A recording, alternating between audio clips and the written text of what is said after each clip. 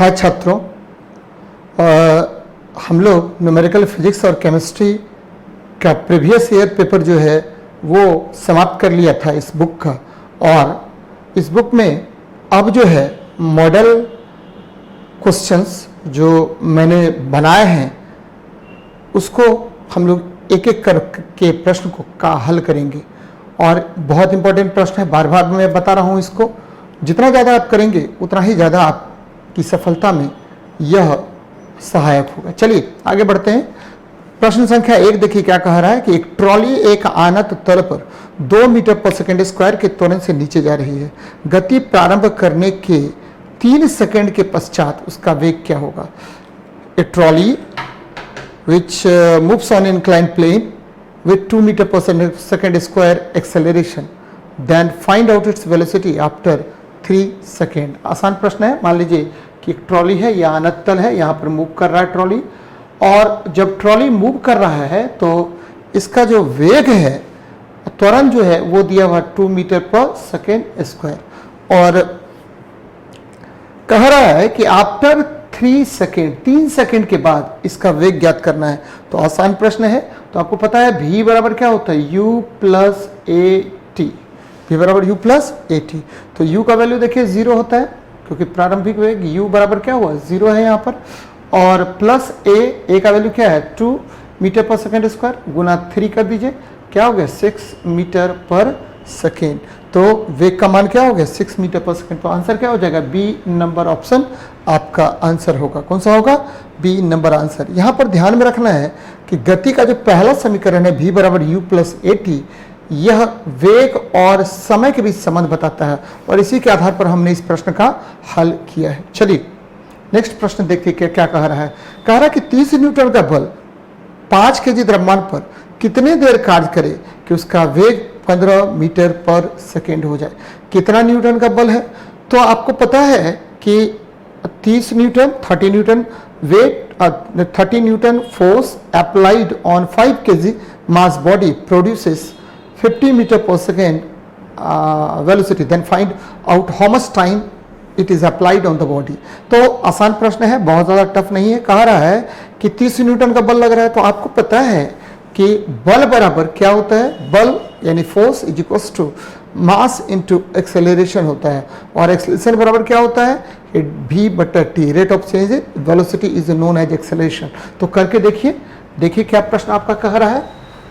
तो ये देखिए आपको पता है कि f बराबर होता है क्या, m into A, mass into acceleration, और आपको ये भी पता है कि m into D V by D T हो जाएगा, D V by D T हो जाएगा। तो ध्यान दीजिएगा, वेलोसिटी आपको दिया हुआ है, टाइम आपको निकालना है, फोर्स दिया हुआ है, मास दिया हुआ है। तो डी टी बराबर क्या हो जाएगा, डी टी बराबर हो जाएगा m into D V upon क्या हो जाएगा, फोर्स कर दीजिए, यानी द्रव्यमान गुना वेग अपॉन बल। तो ये आपका मान देता है किसका, तो ये मान दे देता है किसका, दे देगा तो समय का मान देगा। ये क्या निकल रहा है, समय आपको निकाला जा रहा है। तो भाई जी यहाँ कर लीजिए, द्रव्यमान कितना है, तो द्रव्यमान है आपको दिया हुआ 5 केजी, गुना फिर देखिए बल आपको वेलोसिटी कितना दिया हुआ 15 मीटर पर सेकेंड, ठीक है 15 मीटर पर सेकेंड अपॉन 30। तो कर दीजिए, इसको काटिए, 5 6 जा 30, और 2 3 जा 3 2 जा 6, और 3 5 जा 15, तो 5/2 यानी 2.5 सेकेंड, 2.5 सेकेंड हो जाएगा। तो आंसर क्या हो जाएगा, ए नंबर आंसर होगा। तो देखिए किस तरह से मैंने बनाया है, एकदम इजी गोइंग मैंने बताया है। देखिए सबसे पहले क्या किया, फोर्स बराबर मास इंटू एक्सेलरेशन और बराबर m into D V by D T. तो यहाँ से समय निकालना है, तो समय हमने कैलकुलेट कर लिया। तो देखिए इस प्रश्न का आंसर क्या हो जाएगा, तो ए नंबर आंसर हो जाएगा। तो ध्यान में रखिएगा इसको। चलिए आगे बढ़ते हैं। तो बल का जो परिभाषा होता है, the definition of force is given with the help of Newton's first law of motion. चलिए तो ये तो समझ में आ गया। अब देखिए क्या कह रहा है, कह रहा है कि 12 केजी द्रव्यमान की वस्तु में कोई बल 2 मीटर पर सेकेंड स्क्वायर का त्वरण उत्पन्न करता है। यदि बल को दोगुना कर दिया जाए तो वस्तु में त्वरण कितना उत्पन्न होगा। ठीक है, आसान प्रश्न है।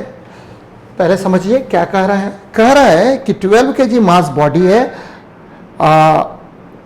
Any force applied on it and its acceleration is 2 metre पर सेकेंड स्क्वायर। तो if the force is doubled then what is the acceleration. तो देखिए भाई, आपको पता है कि क्या पता है कि फोर्स बराबर मास इंटू एक्सेलरेशन होता है और उसी वस्तु पर लग रहा है। वस्तु का द्रव्यमान तो क्या है, नियत है। m बराबर क्या कर दीजिए, कांस्टेंट कर दीजिए। तो आपको ये पता है कि m अगर कांस्टेंट हो जाए, क्योंकि वस्तु तो वही है, ठीक है, तो m अगर कांस्टेंट हो जाए तो F प्रोपोर्शनल टू क्या हो जाएगा, a हो जाएगा, या F1 ठीक है अपॉन A1 बराबर क्या हो जाएगा, F2 अपॉन क्या, A2। F1 अपॉन A1 बराबर क्या हो जाएगा, F2 अपॉन A2। तो देख लीजिए, अब यहां से कह रहा है कि F2 जो मान है वह क्या हो जाएगा, F1 इंटू 2 हो जाता है, यानी दुगुना हो जाता है पहले के।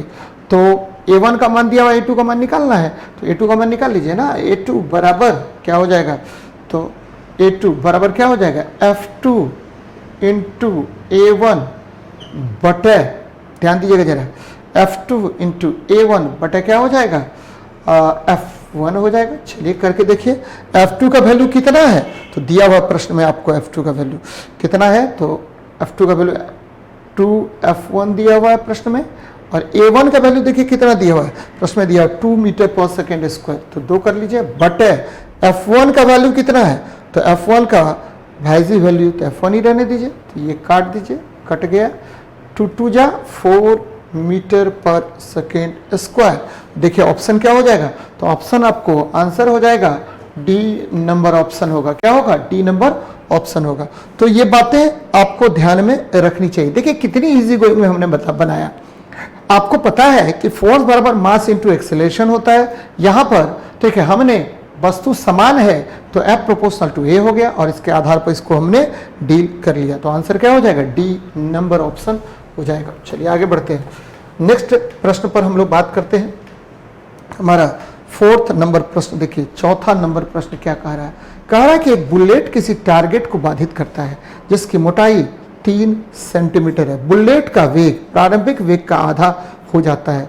वायु प्रतिरोध को यदि नगण्य मान लिया जाए तो टारगेट के बाद बुलेट कितनी दूरी तय करेगा, करके विराम में आएगा। अब देखिए यहां पर हमने क्या कहा है कि बुलेट का जो वेग है उसको क्या कर दिया गया है, आधा कर दिया गया है। तब पूछ रहा है कि कितना डिस्टेंस ट्रेवल करेगा। ठीक है, तो जिसकी मोटाई कितनी है, फिर से समझिए प्रश्न को। ये बुलेट, एक कोई बुलेट है, ये बुलेट जो ये आपका 3 सेंटीमीटर मोटाई है। कह रहा है कि हिट किया बुलेट, यहां से बुलेट हिट किया। फिर कह रहा है कि एक बुलेट किसी टारगेट को बाधित करता है जिसकी मोटाई 3 सेंटीमीटर। बुलेट का वेग प्रारंभिक वेग का आधा हो जाता है। बुलेट का वेग प्रारंभिक वेग का आधा हो जाता है। जैसे ही हिट किया टारगेट को, तो जब इससे बाहर निकला इसका वेग क्या होगा, आधा, v/2 हो जाएगा। तो आपको क्या करना है कि क्या निकालना है भाई जी, तो हमको निकालना है कितना डिस्टेंस ट्रेवल्ड किया। तो सिंपल प्रश्न है। सबसे पहले देखिए क्या कह रहा, आपको पता है कि क्या होता है, v² बराबर u² प्लस क्या होता है 2as। ठीक है, v² बराबर u² प्लस क्या होगा 2as, कोई प्रॉब्लम नहीं है। और ध्यान दीजिएगा जरा, इस प्रश्न में हमको कहा क्या रहा है कि v जो है वो u का आधा हो जाता है। v u का कितना होगा, आधा हो जाता है। कर दीजिए u/2 का होल स्क्वायर बराबर, ठीक है, u² प्लस 2 गुना a का वैल्यू आपको पता है, a का वैल्यू नहीं पता है, गुना s। तो s पता है कितना सेंटीमीटर, तो भाई जी ये 3 सेंटीमीटर प्रवेश करता है, तो 3 से गुना कर दीजिए। तो अब देखिए क्या हो जाएगा, u/4, याद देखिए u²/4 plus u² plus 6a, u²/4 बराबर u² प्लस 6a, 1 नंबर हो गया, कोई प्रॉब्लम नहीं है इसमें। अब देखिए भाई, अब ये वैल्यू आपको निकल गया 6 से, ठीक है। चूंकि यहां जो है ध्यान देना है कि इसको इधर कर लीजिए, 6a बराबर, इसको इधर कर लेंगे तो क्या हो जाएगा, you square by 4 minus you square, तो कर लीजिए माइनस 3a स्क्वायर बटे 4। कोई प्रॉब्लम है इसमें? अब a का वैल्यू निकाल लेते हैं, तो a बराबर क्या निकल जाएगा भाई, a बराबर निकल जाएगा माइनस 3u स्क्वायर बटे 4 इंटू 6, ठीक है। देखिए कुछ भी नहीं है सवाल में, आपको टेंशन नहीं लेना है, सीधा सीधे ये टारगेट को हिट किया है और वेग आधा हो गया है, तो उसके आधार पर हमने निकाला है। यहाँ पर इसको कर दीजिए 3 2 6, तो माइनस यू स्क्वायर अपॉन 8 हो गया, यानी एक्सेलरेशन का वैल्यू हमने इससे निकाल लिया। अब देखिए, अगर बुलेट को हिट करना था तो हमने एक्सेलरेशन तो निकाल लिया। अब कह रहा है कि बुलेट जो है इससे टकराने के बाद रुका होगा, पक्का रुका होगा, ठीक है, और एक्सेलरेशन आपको यहां निकल गया, तो पक्का रुका होगा। तो हम क्या करते हैं कि देखिए, बुलेट टारगेट से टकराने के बाद, ध्यान दीजिएगा, टारगेट से टकराने के बाद रुक जाता है, टारगेट से टकराने के बाद रुकता है, ध्यान दीजिएगा जरा, रुकता है। तो यहां क्या है, v बराबर 0 हो गया।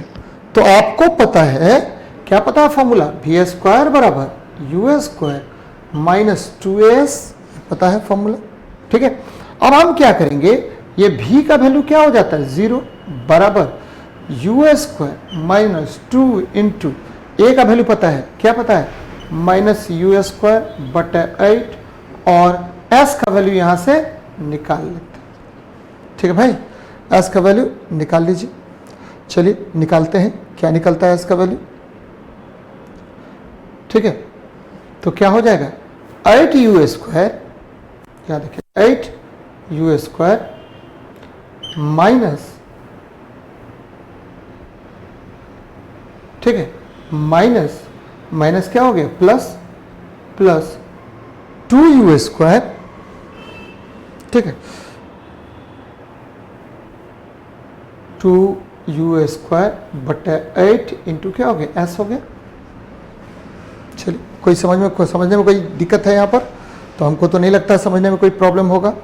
अब क्या करें, ठीक है, यहाँ से s का मान निकाल लीजिए, ठीक है, यहाँ से क्या कीजिए, s का मान निकाल लीजिए। देखिए कैसे निकलेगा, तो s का मान आसानी से निकल जाएगा।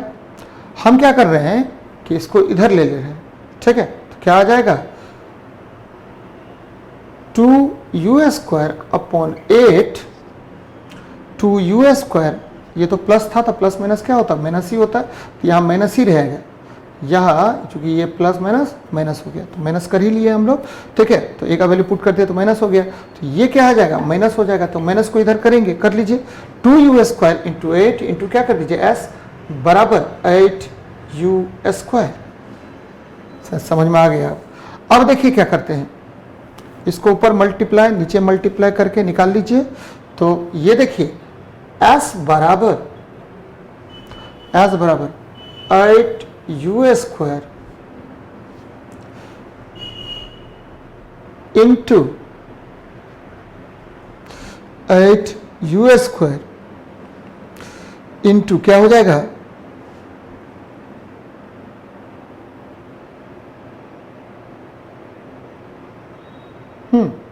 Eight U square into 8 upon क्या हो जाएगा, तो लेके चलिए, यहाँ 8 कहाँ से ले आए हम, यहाँ तो 8 होगा नहीं, ये तो यू स्क्वायर होगा डायरेक्ट, तो यू स्क्वायर, तो ऊपर मल्टीप्लाई किए, यू स्क्वायर इंटू 8 अपॉन क्या हो जाएगा, यू स्क्वायर इंटू 8 अपॉन क्या हो जाएगा, ये देखिए यू स्क्वायर इंटू 8 हमने किया, और नीचे क्या आ गया, 2u स्क्वायर, कोई प्रॉब्लम नहीं है, यू स्क्वायर को काट दीजिए, 2 4 जा क्या हो गया 8 हो गया, यानी 4 सेंटीमीटर निकल गया। पहले जो दूरी तय हुई थी कितनी 3 सेंटीमीटर, टारगेट को हिट करने के बाद ये मैक्सिमम यहां से यहां जो दूरी तय कर रहा है वो कितना तय करेगा 4 सेंटीमीटर तय करेगा, तब जाके ये रुकेगा। तो टारगेट के बाद इसने कितनी दूरी तय की, तो टारगेट के बाद दूरी, ध्यान दीजिएगा, टारगेट के बाद दूरी, तो ये निकल के आ गया 4 - 3 बराबर कितना 1 सेंटीमीटर। तो आसान प्रश्न है, थोड़ा सा आपको ध्यान रखना पड़ेगा। क्या रखना पड़ेगा, सबसे पहले मैंने क्या किया, मैंने किया कि v स्क्वायर बराबर u स्क्वायर प्लस 2s, इससे हमने एक्सेलरेशन कैलकुलेट कर लिया। अब फिर मैंने बताया कि देखिए जब टारगेट से बुलेट हिट करेगा तो कुछ ना कुछ दूर जाकर के वह क्या होगा, रुक जाएगा। तो रुकेगा, तो उसके आधार पर हमने क्या किया कि v स्क्वायर बराबर, केवल खेल है v स्क्वायर बराबर u स्क्वायर प्लस 2s का, तो v यहाँ 0 हो गया बराबर u स्क्वायर माइनस 2as, तो इसके आधार पर हमने यहाँ से s निकाल लिया। और टारगेट के बाद कितनी दूरी तय की, तो कुल दूरी 4 सेंटीमीटर तय किया, और जब टारगेट से बाहर निकला तो टारगेट आपका 3 सेंटीमीटर है, तो बाहर कितना मीटर जाएगा, तो 4 में से 3 घटा देंगे, 1 सेंटीमीटर बाहर जाएगा। तो ये ध्यान में रखना है, बहुत ज्यादा टफ सवाल नहीं है, थोड़ा सा अगर इसको ध्यान रखिएगा तो आसानी से बन जाएगा। क्या करना है, v स्क्वायर बराबर u स्क्वायर प्लस 2s, वहां से v का मान क्या हो गया, आधा हो गया, तो उसको निकाल लेंगे हम लोग। चलिए, तो क्लियर हो गया होगा कंसेप्ट, एकदम ध्यान में रखिएगा, इसी मेथड के द्वारा हम बनाएंगे सवाल को। चलिए आगे बढ़ते हैं, नेक्स्ट प्रश्न देखते हैं क्या कह रहा है। 5वां नंबर प्रश्न देखिए क्या कह रहा है आपका। तो 5वां नंबर प्रश्न कह रहा है कि भाई साहब हमारा क्या है कि एक स्थिर वस्तु पर 40 न्यूटन का बल आरोपित किया जाता है, तो वस्तु का संवेग 3 सेकंड के बाद क्या होगा। तो देखिए आपको पता है कि संवेग में परिवर्तन की दर, संवेग में परिवर्तन की दर बल कहलाता है, F बराबर dp/dt। तो संवेग निकालना है तो बल गुना क्या करेंगे, समय कर लेंगे, बल गुना क्या करेंगे, समय। तो बल कितना है भाई जी, तो बल है आपको कितना 40 न्यूटन, और समय कितना है भाई 3 सेकेंड है, तो 40 या कितना हो गया 120, ठीक है, केजी मीटर पर सेकेंड या न्यूटन सेकेंड भी इसको कह सकते हैं। तो यूनिट हो गया 120 केजी मीटर पर सेकेंड, तो आंसर क्या हो जाएगा डी। ऐसे भी ध्यान में रखना है कि बल गुना सूक्ष्म समय का गुणनफल आवेग होता है, या बल गुना जो समय होगा वह किसका मान देगा, आवेग या संवेग का मान देता है, और संवेग में परिवर्तन ही क्या कहलाता, आवेग कहलाता। तो इसको ध्यान में रखिए। चलिए तो आंसर हो जाएगा डी नंबर। आगे बढ़ते हैं, नेक्स्ट प्रश्न देखिए। एक अस्थितिक बम अचानक 2 भागों में विस्फोट होता है, यदि दोनों बमों के टुकड़ों के द्रव्यमान का अनुपात 1:2 हो तो उनके वेगों का अनुपात क्या होगा। तो ये भी प्रश्न आसान है। तो आपको पता है संवेग संरक्षण का सिद्धांत क्या कहता है, कह रहा है कि संवेग संरक्षण का सिद्धांत होता है, मान लीजिए ये बम है, ये m1 द्रव्यमान है, ठीक है, बम है, इसका द्रव्यमान कितना है m1 है, यहाँ देखिए m1 द्रव्यमान है, और ये v1 वेग से गति कर रहा है, और ये दूसरा बम है, ये m2 है, ठीक है। तो वो कह रहा है कि बम जो है 2 भाग में टूट जाता है, ठीक है, एक अस्थितिक बम 2 भागों में बढ़ जाता है। तो m1 से मूव किया v1 से, ये m2 v2 से, लेकिन हमने क्या कहा कि बम का फूटना संवेग संरक्षण के सिद्धांत पर आधारित होता है। तो क्या करेंगे, m1 v1 प्लस क्या m2 v2 बराबर क्या होता है, नियत कर लीजिए। अब देखिए संरक्षित कर लीजिए या 0 कर लीजिए। अब देखिए क्या कह रहे हैं, कह रहा है कि अस्थितिक बमों के टुकड़े द्रव्यमानों का अनुपात क्या है, तो दिया हुआ है। तो भाई जी m1 v1 बराबर क्या होगा माइनस m2 v2 m1 ठीक है बटे m2 बराबर माइनस v2 बटे क्या होगा v1 होगा। तो भाई हमको m1 बटे m2 का अनुपात दिया हुआ है, तो दिस इंप्लाई क्या हो जाएगा कि v2 बटे v1 बराबर माइनस m1 बटे m2, और इसका अनुपात क्या दिया हुआ है -1:2 दिया हुआ है, ठीक है, v2 बटे v1। इसको पलट दीजिए, v1 बटे v2 बराबर क्या होगा 2:1 हो जाएगा। क्या हो जाएगा 2:1। तो एकदम देखिए सिंपल है। क्या कह रहा है कि यदि बम विस्फोट करता है तो बम का जो विस्फोट करना होता है वो संवेग संरक्षण के सिद्धांत पर आधारित होता है। तो उसके आधार पर हमने क्या किया, कैलकुलेट कर लिया इसको। चलिए, तो ध्यान में ये रखना चाहिए आपको। आगे बढ़ते हैं हम लोग, अभी बात कर लेते हैं 7वां नंबर प्रश्न पर। देखिए क्या कह रहा है, एक बंदूक का द्रव्यमान बुलेट की तुलना में 700 गुना ज्यादा है। बुलेट की गतिज ऊर्जा एवं बंदूक की गतिज ऊर्जा का अनुपात क्या होगा? तो ये भी देखिए थोड़ा सा लिख से हट के है। तो आपको सबसे पहले क्या करना है कि बंदूक का द्रव्यमान, ठीक है, और गतिज ऊर्जा, तो आपको पता है बंदूक से गोली का छूटना संवेग संरक्षण के सिद्धांत पर आधारित होता है। तो ये मान लीजिए बंदूक है, आपका बंदूक है, इसका द्रव्यमान मान लेते हैं m, इसका वेग मान लीजिए u, इससे गोली हमने छोड़ दिया तो गोली का द्रव्यमान मानिए क्या, मानिए v, और इसका द्रव्यमान मानिए छोटा वाला m, कोई प्रॉब्लम नहीं है।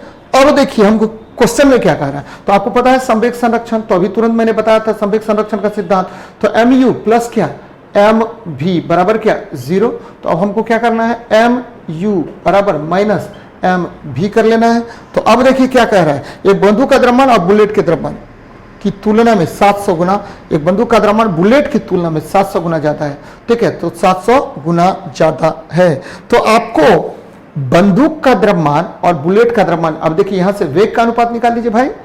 तो यहां देखिए एम बंदूक का द्रव्यमान बटा गोली का द्रव्यमान बराबर क्या हो जाएगा, ठीक है, तो बंदूक का वेग बटा क्या हो गया, गोली का वेग, बोलते बंदूक का गोली का वेग बटा बंदूक का वेग, और ये अनुपात दिया हुआ है 700/1। ये सब समझ में आ गया होगा। अब आपको पता है कि काइनेटिक एनर्जी और गतिज ऊर्जा का भी अनुपात पता चल गया। अब हम क्या कर रहे हैं कि भाई साहब ये ऊपर में वेग किसका है, तो गोली का वेग है, तो गोली का वेग और बंदूक का वेग, गोली का वेग, ठीक है, बटे बंदूक का वेग, ये आपको पता चल चुका है, ये अब आपको पता चल चुका है। ये कितना है, तो 700/1, ठीक है। अब हम क्या कह रहे हैं कि आपको पता है काइनेटिक एनर्जी, पहले बंदूक का, बंदूक की गतिज ऊर्जा किसके बीच में कह रहा है रिलेशन, तो बुलेट की गतिज ऊर्जा, तो पहले लिखिए बुलेट की गतिज ऊर्जा, बुलेट की गतिज ऊर्जा कितना होता है भाई जी, बुलेट की गतिज ऊर्जा आपको पता है बटा बंदूक की गतिज ऊर्जा भी आपको पता है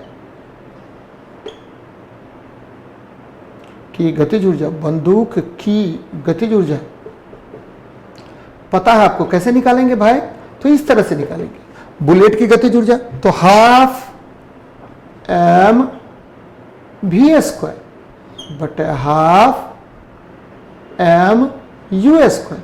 चलिए भाई हाफ हाफ तो काट दीजिए, एम अपॉन एम बरा इंटू भी बटे यू का होल स्क्वायर। अब आपको पता है एम का वैल्यू एम बटे एम यानी, ठीक है, 1/700 हो जाएगा, ठीक है, इंटू भी बटे यू का वैल्यू क्या है, तो 700 का स्क्वायर, उल्टा हो गया 700 का स्क्वायर, अब बटे क्या 1 का स्क्वायर। अब देखिए क्या करेंगे, 4900/700 कर लीजिए भाई जी, ये जीरो काट दीजिए, 7 49 कर लीजिए, यानी 7 क्या होगा 1, तो 7 49, 700 गुना 700 ना, तो ऐसे देखिए क्या कह रहे हैं हम, ठीक है, तो 7 49 पर 1 2 3 4 शून्य हो जाएगा बटा 700, ये जीरो काट दीजिए, ये जीरो काट दीजिए, तो क्या हो जाएगा 700/1।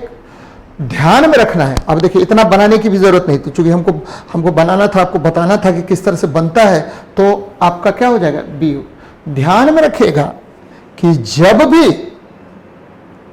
बंदूक और गोली का द्रव्यमान का अनुपात दिया हुआ हो, बंदूक और गोली का, मान लीजिए ये दिया हुआ था m बटे m दिया हुआ था, तो जब भी गतिज ऊर्जा का अनुपात निकालना होगा तो उल्टा कर दीजिए, आप क्या कर दीजिए, जस्ट यही अनुपात 700/1 गतिज ऊर्जा का भी अनुपात होगा। ध्यान रखिएगा मेरी बात को, क्या मैं बता रहा हूं कि बंदूक और, ठीक है, बंदूक और गोली का द्रव्यमान का अनुपात यदि दिया हुआ हो तो उसके गतिज ऊर्जा का अनुपात जो होता है वही होता है जो, ठीक है, बंदूक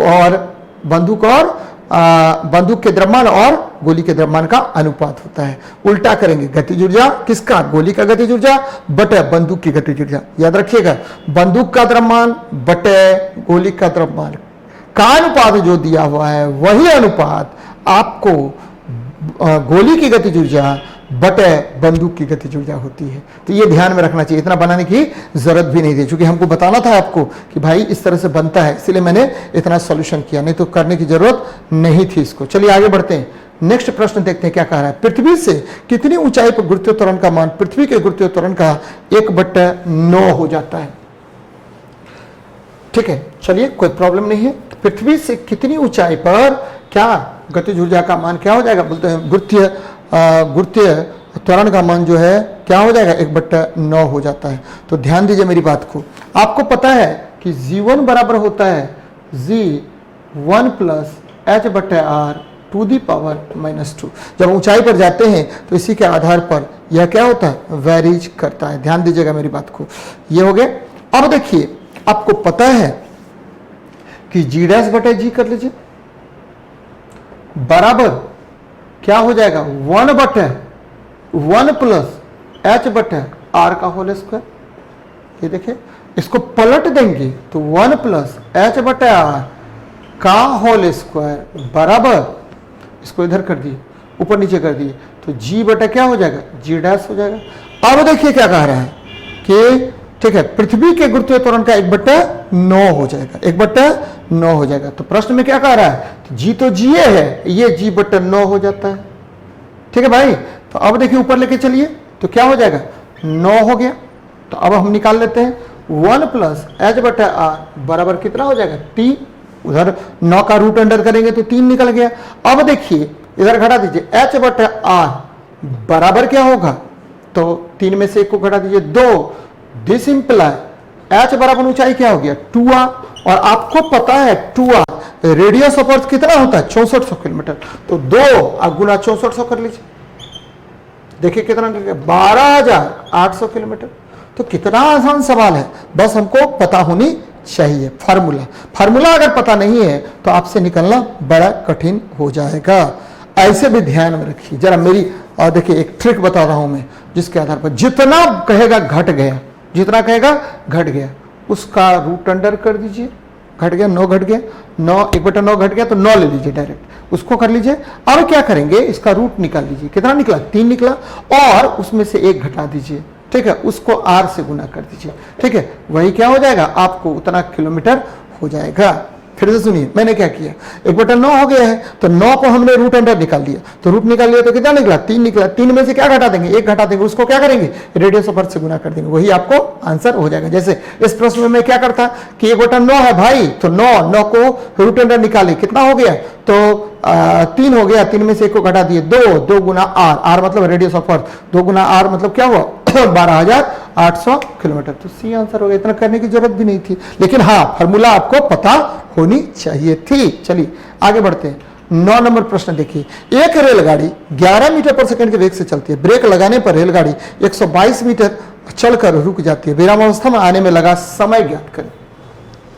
तो देखिए मैंने जो सवाल दिए हैं बहुत चुनिंदा सवाल दिए हैं, इसीलिए मॉडल पर अगर आपने पकड़ बना लिया एक बार तो हमको नहीं लगता आपको दिक्कत होनी चाहिए। चलिए देखिए क्या कह रहा है सवाल में।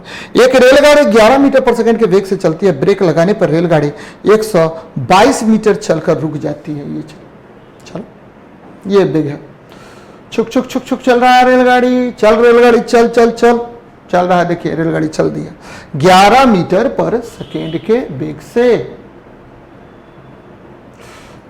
चलो भाई ये कितना दूरी तय किया, 122 मीटर तय किया। आसान सवाल है। v² बराबर, आपको यह भी पता है कि क्या होता है, v² बराबर u² माइनस क्या 2as, रुक गए हैं बॉडी चल करके, और विरामावस्था में आने में लगा समय ज्ञात कीजिए। तो इससे तो नहीं बनेगा भाई, तो विरामावस्था में आने में लगा समय ज्ञात कीजिए। दूरी कितना तय किया, 122 मीटर दूरी तय किया। ध्यान दीजिएगा मेरी बात को। हमने क्या करना है कि आपको पता है v² बराबर क्या होता है, u² माइनस 2as। निकाल लीजिए, v² बराबर यू स्क्वायर माइनस क्या 2as। यहां से देखिए s पता है, u पता है, a नहीं पता है, तो ये 0 बराबर एक और स्टेप करना पड़ेगा। तो u का वैल्यू कितना है 11, तो 11 का स्क्वायर कर दीजिए भाई जी, माइनस 2a गुना 2as। चलिए s बराबर आपको दिया हुआ है 122 मीटर। तो हमको क्या निकालना a, तो 2 गुना 122 गुना a बराबर क्या 122, काट दीजिए इसको, a बराबर क्या हुआ हाफ मीटर पर सेकेंड स्क्वायर। तो a निकल गया, तो क्या v बराबर u माइनस 80 नहीं निकल सकता है? आसानी से निकल सकता है, क्योंकि v जब फाइनली यहां पर आया तो बोला कि विराम में आ जाता है भाई, विराम में आ गया था 11 माइनस a का वैल्यू देखिए कितना 1/2 गुना t, तो इसमें इधर लेके आइए 1/2 इंटू टी बराबर कितना 11, t बराबर क्या हुआ 11 गुना 2, कितना हो जाएगा भाई जी, कितना हो गया 22 सेकेंड। क्या हो गया 22 सेकेंड। तो आंसर क्या हो जाएगा डी नंबर आंसर होगा। चलिए, तो शायद समझ में आ गया होगा। चलिए आगे बढ़ते हैं हम लोग। अभी बात करते हैं नेक्स्ट प्रश्न पर। कह रहा है कि 1 किलोवाट शक्ति की मोटर 10 मीटर गहरे कुएं से पानी उठाता है, तो प्रति मिनट उठाने की मात्रा होगी। ठीक है, 10 मीटर गहरे कुएं से पानी उठाने के लिए प्रयोग किया जाता है कितना? तो आपको पता है पावर बराबर क्या होता है, पावर बराबर क्या होता है W/T। तो आसानी से निकल जाएगा भाई, देखिए कैसे निकल जाता है। P बराबर W/T करिए, P बराबर क्या कीजिए W/T, वर्क अपॉन टाइम। और वर्क क्या होता है आपको पता है mgh, मैं बार बार यूज किया था मैंने फॉर्मूला mgh/T। तो अब प्रति मिनट उठाने की मात्रा होगी, तो मात्रा निकालना यानी m निकालना है। तो आपको इसमें सब पता है, m का वैल्यू निकालना है भाई जी 9.8 है भाई जी। h का वैल्यू क्या दिया हुआ 10 मीटर दिया हुआ है, 1 मिनट यानी 60 सेकेंड दिया हुआ है। तो पावर कितना दिया हुआ 1 किलो वाट, कितना दिया हुआ 1 किलो वाट यानी 1000 वाट हो गया, बराबर m गुना 9.8 गुना 10/60, ये काट दीजिए। अब हमको m नहीं निकल जाएगा, m बराबर 1000 गुना 6/9.8 निकाल तो दिए। ठीक है, 9.8 निकाल दिए, एग्जैक्ट निकल जाएगा कितना 612 पॉइंट, ठीक है 612.24 kg। देखिए कितना आसानी से निकल गया। ठीक है, तो कभी भी घबराना नहीं है, सवाल एकदम इजी होता है। आगे बढ़ते हैं। करा कि किसी पिंड का वेग दोगुना हो जाए तो उसकी गतिज ऊर्जा कितनी होगी? वेग दोगुना होने पर गतिज ऊर्जा पूछ रहा है, किसी पिंड का संवेग दोगुना हो जाने पर गतिज ऊर्जा कितना गुना? तो आपको पता है काइनेटिक एनर्जी बराबर पी स्क्वायर अपॉन क्या 2m, यानी काइनेटिक एनर्जी क्या होता है समानुपाती होता है किसके पी स्क्वायर के। तो भाई जी आसानी से निकल जाएगा, देखिए दुगुना कह रहा है तो ke1 बराबर पी स्क्वायर, कोई प्रॉब्लम नहीं, ke2 बराबर 2p का स्क्वायर यानी 4p स्क्वायर कर दीजिए। अब गतिज ऊर्जा में परिवर्तन डेल्टा के ई बराबर क्या करेंगे 4p square minus P square बराबर 3p स्क्वायर। अब परसेंटेज बराबर क्या होगा प्रतिशत परिवर्तन, कितना हो जाएगा भाई? तो डेल्टा के ई बटे ke1 गुना क्या 100, निकाल लीजिए ना। अब क्या है एकदम निकल गया भाई, कितना निकल गया 3p स्क्वायर बटे p स्क्वायर गुना 100। ठीक है, और निकाल लीजिए ये 300%। देखिए कितना आसानी से निकल गया। ध्यान में रखना है कि काइनेटिक एनर्जी बराबर क्या होता है पी स्क्वायर बाय 2m होता है, तो उसके आधार पर हमने फटाक से निकाल लिए। चलिए आगे बढ़ते हैं। कह रहा है कि एक 10 किलो वॉट का मोटर द्वारा 10 मीटर गहरे कुएं से जल पंप किया जाता है, जल की मात्रा लीटर पर सेकेंड में ली जाती है तो होगी। देखिए यह भी प्रश्न बड़ा अच्छा है, कोई दिक्कत नहीं भाई जी। हमने क्या कहा कि एक 10 किलो वॉट, तो पावर इसमें दिया हुआ है, पावर क्या है दिया हुआ है। ठीक है, तो पावर कितना है भाई? तो पावर है, ठीक है, मोटर की शक्ति जो है वो कितना होता है पावर बराबर होता है, देखिए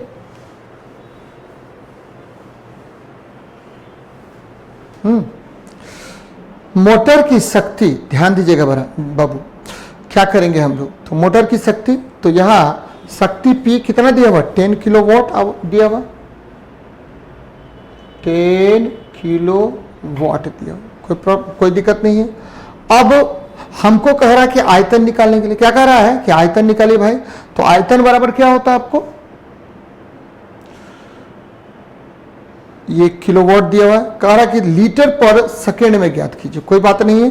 तो आपको पता है प्रेशर P, आप बोलते हैं पावर बराबर क्या होता है, तो इसको इस फॉर्म में लिखिए, mgh के फॉर्म में, ठीक है। ये चूंकि दाब है, पर सेकेंड बोल रहा है, लीटर पर सेकेंड निकालने के लिए, ठीक है। तो लीटर पर सेकेंड में हमको निकालना है, यानी आयतन निकालना है, क्या निकालना है, आयतन निकालना है। तो आयतन निकाल लीजिए, देखिए इधर से क्या निकालेंगे, तो P बराबर क्या हो जाएगा, m को हम कर सकते हैं V into D G H. तो V देखिए, V का वैल्यू कितना है, तो V का वैल्यू आपको वॉल्यूम है, और D का वैल्यू कितना है, तो D डेंसिटी है, तो जल का डेंसिटी है। तो जब भी जल के डेंसिटी की बात करते हैं तो जल का डेंसिटी कितना होता है, 10⁻³ होता है, ले लीजिए। G का वैल्यू कितना होगा, 10, और कितना मीटर बोल रहा है, 10 मीटर, ये निकाल लीजिए यहां से, ठीक है। तो V निकालना है, पर सेकेंड में निकालना, इसीलिए आपको गड़बड़ होगा। तो mgh अपॉन क्या, T करेंगे, तो mgh अपॉन T कर लीजिए, ठीक है। तो बात वहीं के वहीं हो जाएगा, पर सेकेंड बोल रहा है तो वॉल्यूम पर सेकेंड। चलिए अब हम इस P को यहां पुट कर देते हैं। P का वैल्यू क्या है कि V गुना 10⁻³, ठीक है। अभी तुरंत निकाला था हमने, पावर बराबर क्या, पोटेंशियल एनर्जी अपॉन टाइम। तो यहां पर पुट कर दिया हमने कि आपको मास जो होता है, रो बराबर डेंसिटी बराबर मास अपॉन क्या होता है, वॉल्यूम होता है। तो यहां से हमने मास का वैल्यू इसमें पुट कर दिया है, क्या पुट कर दिया है, D इंटू ये डेंसिटी हो गया, तो M बराबर क्या हो जाएगा, M बराबर होगा D इंटू क्या करेंगे, V पुट कर दिए। अब देखिए ये 10⁻³ गुना 10 कर लीजिए, ठीक है, और पर सेकेंड है, और यही आपको वैल्यू निकालना है V/T। चलिए कोई प्रॉब्लम नहीं, ये 10 किलोवाट, तो 10 गुना 10⁻³ कर सकते हैं। अब हमको निकाल, देखिए सब कुछ निकल गया, V पर सेकेंड, ठीक है, यानी वॉल्यूम पर सेकेंड बराबर क्या हो जाएगा, 10 गुना 10⁻³ बटे 10⁻³ गुना 10 गुना 10, ठीक है, 10 गुना 10। तो ये आपको निकल गया, ये क्या निकल गया, आपका वैल्यू निकल गया। अब देखिए वॉल्यूम जो है मीटर क्यूब में निकल रहा है, कितना क्यूब में, मीटर क्यूब। अब इसको काटिए, ये 10⁻³ कट गया, ये कट गया, 10 कट गया, ठीक है। अब क्या निकलेगा, तो ये तो चूंकि आपको 10 गुना 10⁻³ ये 10 कट गया, और ये वैल्यू निकल गया। G का वैल्यू ने पुट कर दिया था, और इसका वैल्यू पुट किए थे, तो ये निकल गया आपको कितना, तो 1/10 मीटर क्यूब में निकलेगा। और 1 मीटर क्यूब में कितना लीटर होता है, 10⁻³ लीटर। 1 मीटर क्यूब में कितना लीटर भाई, 10⁻³ लीटर होता है। तो भाई जी आप पुट कर देते हैं, तो 1/10 गुना 10⁻³ लीटर पर सेकेंड कर दीजिए, तो ये निकल जाएगा कितना, 100 लीटर पर सेकेंड। तो ये निकल गया इजी गोइंग में। ध्यान में रखना है कि हमने क्या किया यहां पर, इस प्रश्न में मैंने क्या डील किया, तो भाई जी इस प्रश्न में मैंने डील किया P बराबर mgh अपॉन T से मैंने बनाया। पावर बराबर क्या होता है, पोटेंशियल एनर्जी अपॉन टाइम। तो अब देखिए पोटेंशियल एनर्जी में ये m का मान हमने पुट कर दिया, क्या किया, डेंसिटी इंटू वॉल्यूम कर दिया, और सवाल को मैंने यहां पर पावर का मान दिया हुआ इसको पुट कर दिया। केवल यहां पर क्या किया मैंने क्या किया कि ये मीटर क्यूब में है, क्योंकि वॉल्यूम क्या होगा, वॉल्यूम पर सेकेंड यहां पर मीटर क्यूब में है, ठीक है। तो मीटर क्यूब को मैंने 1 मीटर क्यूब में कितना लीटर, 10⁻³ लीटर पुट कर दिया। चूंकि लीटर पर सेकेंड में निकालना है वैल्यू, तो लीटर पर सेकेंड में निकाल लिया। तो शायद समझ में आ गया होगा। चलिए आगे बढ़ते हैं। अब कह रहा है कि एक समतल दर्पण को 10 डिग्री के कोण से घुमा दिया जाए तो परावर्तित किरण यदि किसी समतल दर्पण को हम मूव करवा देते हैं और उस परावर्तित किरण क्या हो 10 डिग्री पर गिर रहा हो तो परावर्तित किरण 2 थीटा से मूव कर जाता है। और ध्यान में रखना है कि आपका जो परावर्तित किरण कितने कोण से मूव कर जाएगा तो 2 थीटा। ध्यान दीजिएगा इस पर। क्या बोल रहे हैं हम बोल रहे हैं कि यदि किसी समतल दर्पण को, ये दर्पण है आपको, और समतल दर्पण को ये हमने क्या किया 2 थीटा से मूव करवा दिया तो आप पर इस पर जो पहले आपतित किरण था, मान लीजिए 10 डिग्री के कोण पर आपतित हो रहा था, तो परावर्तित किरण ये 20 डिग्री के कोण, ये 10 डिग्री और ये 10 डिग्री हो गया और ये वाला भाग भी क्या 10 डिग्री, यानी कितने डिग्री के कोण से मूव कर जाएगा तो 20 डिग्री के कोण से मूव कर जाएगा। ध्यान में रखिएगा कि ये यदि ठीक है समतल दर्पण को हम मूव करवा देते हैं तो उस पर आपतित किरण, जब परावर्तित किरण बाहर निकलेगा तो वो क्या होगा 2 थीटा से मूव कर जाएगा। चलिए तो इस प्रश्न का आंसर क्या हो जाएगा, ठीक है 20 डिग्री। कितना डिग्री 20 डिग्री। आगे बढ़ते हैं। एक विद्युत बल्ब को 60 डिग्री के कोण पर झुके 2 समतल दर्पण के बीच रखा जाता है तो इस बल्ब के कितने प्रतिबिंब बनेंगे। तो समतल दर्पण से 60 डिग्री तो आपको पता है उससे कोई मतलब नहीं है। आपको समतल दर्पण, एक विद्युत बल्ब को 60 डिग्री के कोण पर झुके 2 समतल दर्पण के बीच में रखा जाता है तो कोई बात नहीं भाई, समतल दर्पण के बीच में रखा जाता है। तो देखिए ये है समतल दर्पण के मध्य में रख रहे हैं। कहाँ रख रहे हैं, समतल दर्पण के मध्य में रख रहे हैं। तो जब भी मध्य में रखेंगे तो n बराबर क्या होगा भाई, ठीक है 360 डिग्री बटा थीटा कर लीजिए और आपको पता है कि ये हो जाएगा 360 डिग्री बटा थीटा, तो 60 डिग्री काट दीजिए, कितना हो गया 6 आ गया। और आपको पता है 6 विषम संख्या, बोलते सम संख्या, तो 6 में से 1 घटा दीजिए, कितना आ जाएगा 5 आ जाएगा।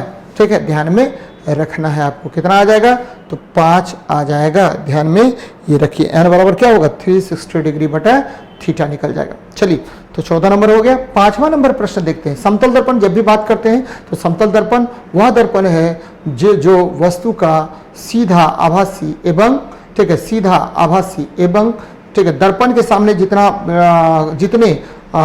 जितनी दूरी पर वस्तु रखा गया है उतनी ही पीछे क्या होगा समतल दर्पण के प्रतिबिंब का निर्माण होगा। चलिए आगे बढ़ते हैं। कहा है कि 31 सेंटीमीटर फोकस दूरी वाला अवतल दर्पण वस्तु की लंबाई से 2 गुना प्रतिबिंब बनाता है। यदि वह प्रतिबिंब वास्तविक हो तो दर्पण से वस्तु की दूरी कितनी होगी। तो कोई दिक्कत नहीं, 2 गुना बनाता है। प्रतिबिंब कितना हो गया 2 गुना बनाता है। जरा इस पर बात कर लीजिए। प्रतिबिंब वास्तविक हो तो दर्पण वस्तु की दूरी कितनी होगी। तो देखिए भाई, आपको पता है V/U, ठीक है। आपका यहां पर कह रहा है कि M बराबर कितना है, अवतल दर्पण से वस्तु की लंबाई, अवतल दर्पण वस्तु की लंबाई से 2 गुनी प्रतिबिंब बनाता है। ठीक है, कोई बात नहीं है। तो ये देखिए I बटे क्या हुआ 2 गुनी, तो 2O बटे क्या हो गया O, यानी मैग्निफिकेशन दिया हुआ, ये काट दीजिए, यानी 2 गुना प्रतिबिंब बनाता है, कोई प्रॉब्लम नहीं। तो M बराबर 2 है माइनस V/U है, तो क्या हो जाएगा भाई जी, तो M बराबर दिया हुआ 2 बराबर माइनस V/U। और आपको कौन सा दर्पण दिया हुआ है, अवतल दर्पण, वास्तविक प्रतिबिंब बना है तो माइनस V, तो क्या हो जाएगा माइनस V,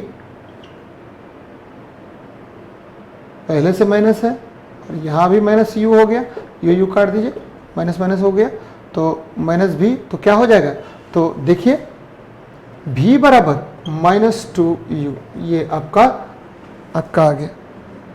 ठीक है, V का वैल्यू आ गया। अब आपको क्या कह रहा है, तो यदि प्रतिबिंब, ठीक है फोकस दूरी दिया हुआ, फोकस दूरी का अवतल दर्पण फोकस दूरी दिया हुआ, तो अब आपको नहीं पुट हो जाएगा 1/V + 1/U बराबर क्या होता है 1/F होता है। यहाँ से निकाल लीजिए 1/V + 1/U बराबर क्या हो जाएगा 1/F, तो क्या हो जाएगा 1/-2U। ठीक है, और ये चूंकि अति दर्पण है -1/U बराबर 1/ कितना 30 निकल तो गया आपका। ठीक है, तो प्रतिबिंब वास्तविक दर्पण से कितनी दूरी पर है, तो U का वैल्यू निकालना है। तो भाई जी निकाल लीजिए ना, क्या कह रहा है, तो अब देखिए -2U, ठीक है -2U, तो ये कट गया तो क्या आ जाएगा -1, और ये कट गया तो माइनस कितना है 2 आ गया। ठीक है, तो अब देखिए क्या करेंगे, बराबर 1/30,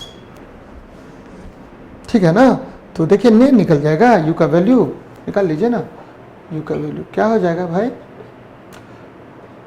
-3 बटे -2u बराबर 1/30, 30 या 90, तो दिस इम्प्लाई u बराबर 30 गुना 3 बटे -2, माइनस माइनस काट दीजिए, 90/2 यानी 45 सेंटीमीटर। कितना आसान तो है सवाल। तो आंसर क्या हो जाएगा, ए नंबर होगा। कौन सा होगा, ए नंबर होगा। तो m बराबर -v/u पहले कर लिए, 2 गुना था तो उसके आधार पर मैंने इसको क्या किया, सॉर्ट आउट कर लिया 1/v + 1/u में। ठीक है, तो हम डायरेक्ट भी बना सकते थे, m बराबर क्या करते, ठीक है, m बराबर करते v/u, उसके आधार पर मैंने निकाल लिया। चलिए आगे बढ़ते हैं। नेक्स्ट प्रश्न देखिए 16 नंबर। फोकस दूरी f के एक समतल दर्पण के मुख्य अक्ष पर 2f की दूरी पर 5 सेंटीमीटर लंबी वस्तु रखी है, तो उसके प्रतिबिंब की लंबाई कितनी होगी। तो फोकस दूरी f के अवतल दर्पण के मुख्य अक्ष 2f की दूरी पर, देखिए भाई हमको 2f पर बन रहा है, प्रतिबिंब कहां बन रहा है, 2f पर ही बन रहा है। तो जब भी 2f पर बनेगा अवतल दर्पण के, याद रखिएगा वक्रता त्रिज्या बोल रहा है। क्या बोल रहा है, वक्रता त्रिज्या बोला जा रहा है। प्रश्न में क्या बोला जा रहा है कि आपके अवतल दर्पण के वक्रता त्रिज्या पर वस्तु रखी गई है।